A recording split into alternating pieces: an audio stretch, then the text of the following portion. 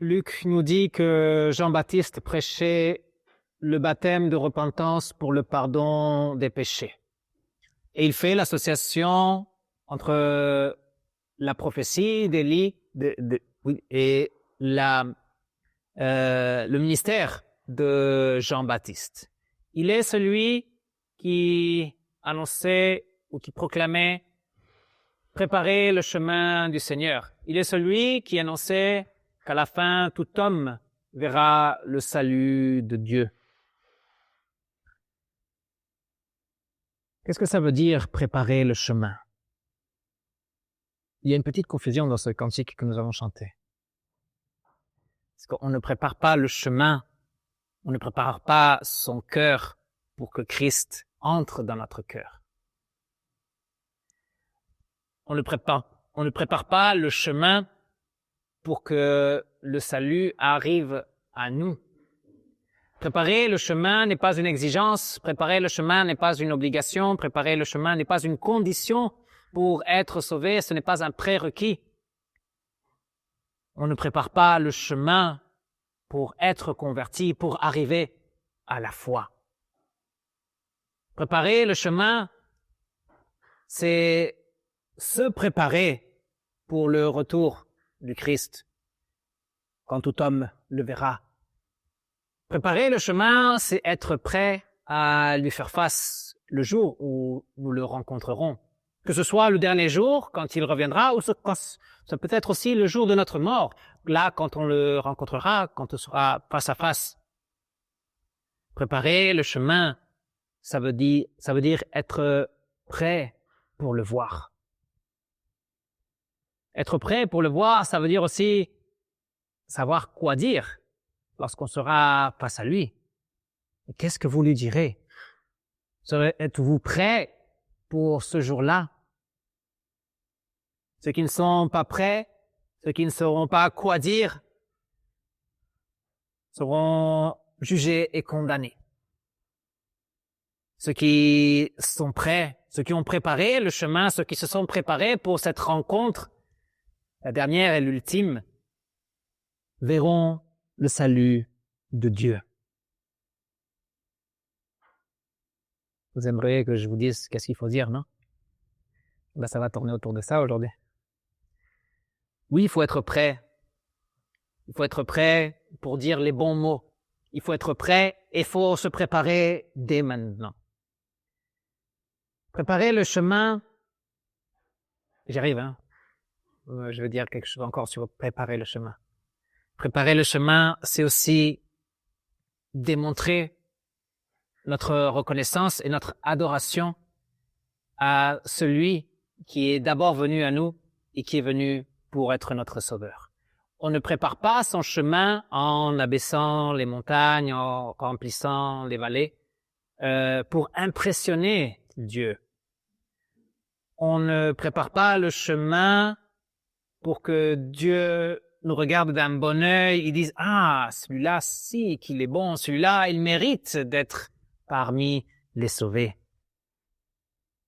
On prépare le chemin pour lui montrer notre amour, pour lui montrer notre estime. Nous avons vu ce texte mercredi et j'ai fait cette remarque, non?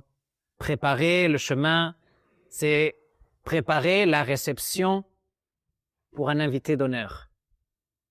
Celui qui va apparaître, celui qui vient chez vous. Est-ce que vous allez le recevoir en pyjama avec la vaisselle de l'avant-veille sur la table? Non, vous allez préparer votre table, vous allez vous préparer, vous allez préparer votre maison pour l'arrivée de cet invité d'honneur.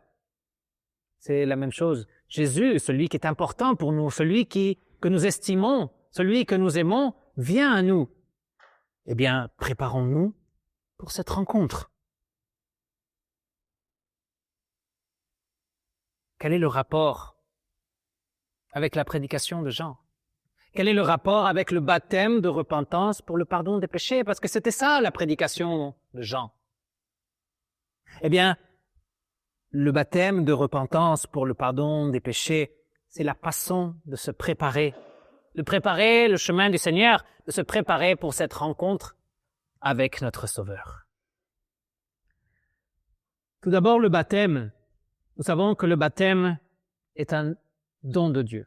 C'est quelque chose que Dieu a institué. C'est lui qui a commandé que nous baptisions et que ce serait lui qui allait agir à travers le baptême. C'est lui qui, par l'eau et par la parole, applique la grâce et le salut. En Christ, dans le baptême, nous sommes unis au Christ. Nous sommes unis à la mort du Christ et nous mourrons avec lui. Nous sommes unis à la résurrection du Christ et nous ressuscitons avec lui. Nous sommes revêtus de sa justice. De cette façon, par le baptême, Dieu voit que nous sommes morts au péché et que nous vivons maintenant à la justice. Dans le baptême, Dieu nous a jugés et nous a condamnés. Il nous a envoyés en enfer avec le Christ. Et il nous en a fait sortir victorieux comme le Christ, afin que nous vivions aujourd'hui dans l'assurance d'être des enfants de Dieu. Le baptême n'est pas juste pour la naissance à la foi. On ne se baptise qu'une seule fois dans la vie. Non, la Bible dit qu'il y a un seul baptême. C'est une seule fois. Ça ne se répète pas. Mais ça ne veut pas dire que le baptême devient inutile par la suite. Ça ne veut pas dire qu'il ne sert plus à rien dans la vie du chrétien. Bien au contraire. Le baptême est la source de notre assurance et le réconfort pour notre foi. Le baptême est quelque chose que nous devons utiliser chaque jour et dans chaque circonstance pour nous réconforter et pour nous rassurer. Quand le doute nous envahit, quand on doute de l'amour de Dieu à cause de ce qui nous arrive, quand on doute de la justice de Dieu, de la droiture de Dieu, quand on doute de la bonté de Dieu, quand on doute de notre appartenance à son royaume, le baptême est la réponse dont nous avons besoin. Le baptême nous rappelle que Dieu a établi une alliance que personne ne peut défaire. Une alliance qu'il confirme, lui, et une alliance qui devient un sceau éternel, un sceau avec lequel nous avons été scellés et qui nous dit que nous lui appartenons. Donc nous estimons le baptême et nous revenons au baptême toutes les fois que nous en avons besoin pour montrer aussi à celui qui nous a sauvés que nous l'estimons. Estimer le baptême, c'est estimer celui qui a établi le baptême. Estimer le baptême, c'est estimer celui qui vient à nous dans le baptême, celui qui nous accorde sa justice dans le baptême, celui qui nous accorde son salut dans le baptême.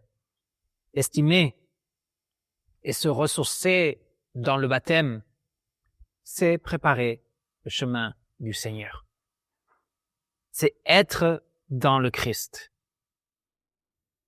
Donc, quand je le rencontrerai, ce jour-là, ou le jour de sa venue, ou le jour de ma mort, je serai prêt.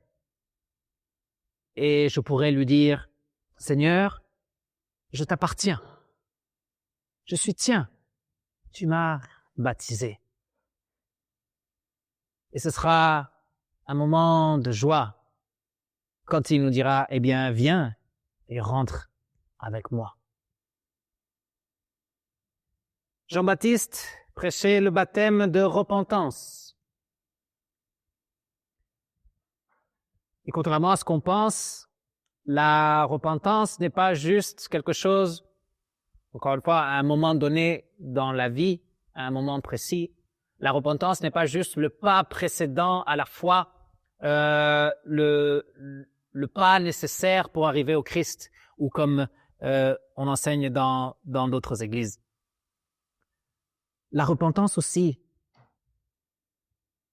est un don de Dieu. Un don de Dieu, une œuvre que Dieu, le Saint-Esprit, réalise dans nos cœurs à travers la parole. Dieu nous montre sa loi, Dieu nous montre nos péchés à travers sa loi et Dieu nous conduit à cette repentance, d'abord à ce remords de l'avoir offensé, ce regret d'avoir transgressé son commandement. Puis après, la foi en celui qui nous délivre du poids du péché, qui nous délivre du châtiment du péché et qui nous accorde par le baptême sa vie. La repentance n'est pas quelque chose de ponctuel dans notre vie. Bien que il ne peut pas y avoir de foi sans repentance, la repentance est quelque chose aussi qui se vit au quotidien. La repentance est un style de vie. On lit dans beaucoup de traductions de la Bible qu'au lieu de parler de repentance, il parle de changer d'attitude. Et cette traduction met en avant un aspect de la repentance. C'est justement celui du style de vie. De se détourner du mal, de ne plus suivre le chemin des méchants, comme dit le psaume. Mais ce n'est pas seulement ne plus choisir de faire le mal, sinon c'est se tourner aussi vers Dieu. Ce n'est pas juste éviter de commettre des péchés, sinon suivre celui qui est venu pour nous. La repentance est une lutte constante contre la tentation, contre la chair, contre le péché. Le baptême nous servait pour lutter contre le doute. La repentance va nous servir à lutter contre le péché, contre la chair. La repentance est ce style de vie que nous voulons mener pour, encore une fois, montrer à notre invité d'honneur qu'on l'estime. On prépare le chemin du Seigneur par la repentance. La repentance est quelque chose que nous faisons pour honorer celui qui est venu payer pour chacun de nos péchés.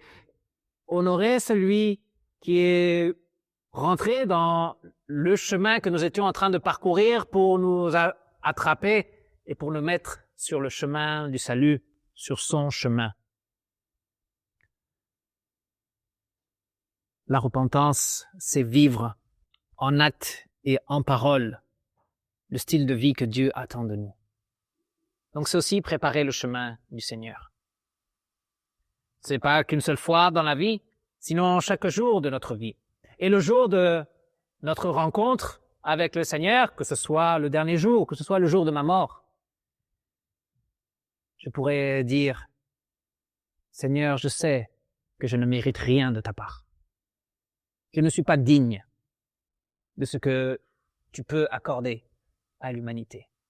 Avec le baptême, je lui dis, je t'appartiens, mais en même temps, je lui dis, avec la repentance, je ne mérite pas, je ne suis pas digne, je ne devrais pas entrer avec toi dans ta gloire. Donc le Seigneur qui voit la repentance et qui voit la foi dans le baptême nous dira, rentre, parce que je te donne non ce que tu mérites, sinon ce que la grâce impose. Jean prêchait le baptême de la repentance pour le pardon des péchés. Et encore une fois, le pardon des péchés n'est pas un événement ponctuel dans notre parcours de vie. Ce n'est pas quelque chose qui arrive après la repentance, le jour où j'ai été converti, le jour où j'ai accepté Christ dans mon cœur, comme disent quelques-uns, j'ai confessé mes péchés, Dieu m'a pardonné, et puis hop, on ne parle plus jamais de repentance. On ne parle plus jamais de pardon des péchés. Non. Le pardon des péchés est la sève du tronc de la foi. Le pardon des péchés est le cœur de la foi. Si ce pardon des péchés ne circule pas dans notre cœur, il n'y aura pas de foi. Le pardon des péchés doit être quelque chose du quotidien, mais quelque chose de constant en chacun de nous. Le pardon des péchés doit être demandé au quotidien. Et ça doit devenir une habitude pour nous de nous confesser devant notre Seigneur. Chaque soir, chaque matin ou chaque fois que l'on s'en rend compte, demander pardon à notre Seigneur. Le baptême nous sert pour lutter contre le doute. La repentance nous sert à lutter contre la chair, la tentation, le péché. Le pardon des péchés nous sert à lutter contre notre orgueil. Parce que dans notre orgueil, nous ne voulons pas reconnaître nos péchés. Nous ne voulons pas nous reconnaître pécheurs. Les autres sont pécheurs, les autres sont mauvais, les autres sont méchants, mais pas moi. Et puis quand mon péché est clair et net et qui peut être pointé du doigt, je chercherai tout de suite à le justifier. Oui, mais c'est parce que c'est de sa faute. La circonstance a fait que ce n'était pas moi. J'ai été pris, c'était un moment. Tout de suite, on cherche à se justifier. Préparer le chemin du Seigneur, c'est aller en repentance, demander ce pardon et lui dire, oui Seigneur, j'ai commis cette erreur et je m'en repens et je te demande pardon parce que ça ne sert à rien de s'en repentir, de changer de style de vie si on ne reçoit pas le pardon des péchés, si on ne reçoit pas cette source de vie.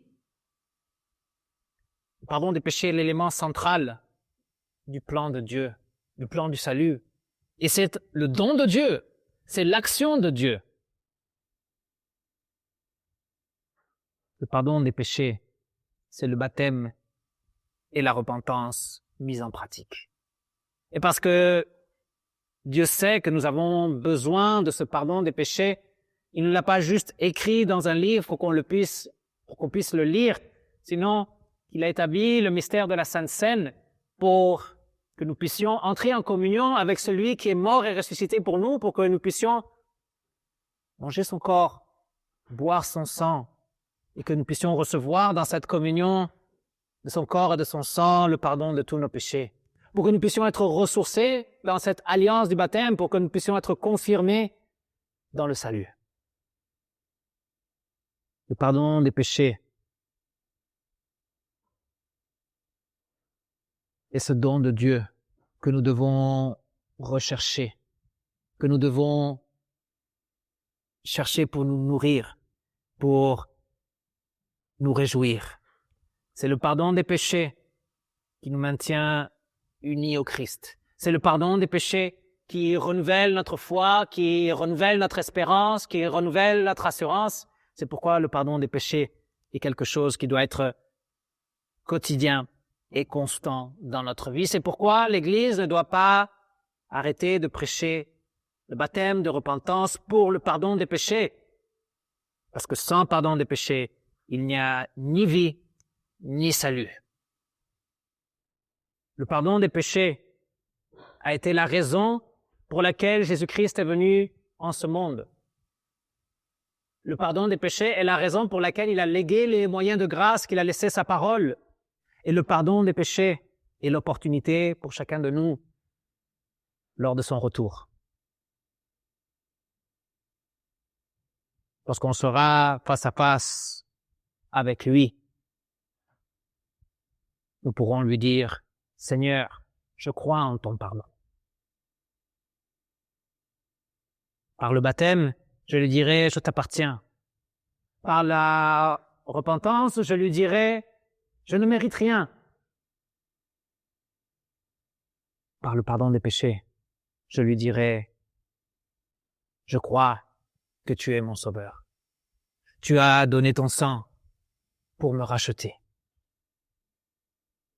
Donc, en définitive, préparer le chemin est un appel à vivre notre foi chrétienne. Préparer le chemin pour cet invité d'honneur qui vient. Il vient bientôt. Il vient chaque jour. Et il viendra à un moment donné de notre vie pour nous emmener avec lui, pour profiter de sa présence, pour profiter de sa gloire pour l'éternité. Vivez votre baptême chaque jour et luttez contre les doutes qui peuvent vous envahir. Utilisez le baptême comme cette ressource pour confirmer votre foi. Vivez dans la repentance et utilisez cette repentance tous les jours pour changer, pour lutter contre la tentation, pour lutter contre la chair. En la repentance, vous dites non, je ne veux pas suivre ce chemin, je veux suivre le chemin du Seigneur. Préparez le chemin et vivez le pardon de vos péchés. Réjouissez-vous et luttez contre votre orgueil, cet orgueil qui ne veut pas vous faire reconnaître vos erreurs. Préparez le chemin par le baptême de repentance pour le pardon des péchés et soyez dans l'assurance que vous ferez partie de ceux qui verront le salut de Dieu.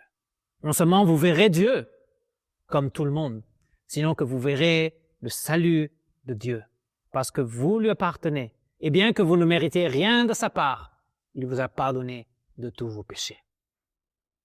Que la paix de Dieu qui surpasse toute intelligence garde vos cœurs, garde vos pensées en Jésus-Christ, le Sauveur, celui qui est venu pour le pardon, celui qui vient à nous pour nous réconforter, celui qui viendra bientôt pour nous emmener à la vie éternelle. Amen.